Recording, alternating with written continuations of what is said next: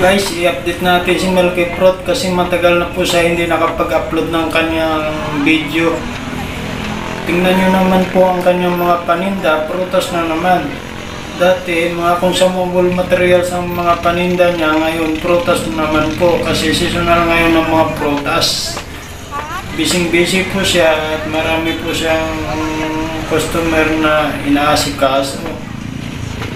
Ganun guys ang diskarte ni Melky Fruit. Kung mayroon po kayong message o may mga katanungan, pwede po kayo mag-iwan ng message dyan sa ibaba. Para sa ganon, kung gusto nyo naman mag-use ng mga ganitong paninda, pwede po kayo magtanong sa kanya. Para alam nyo rin kung anong mga diskarte na dapat gawin.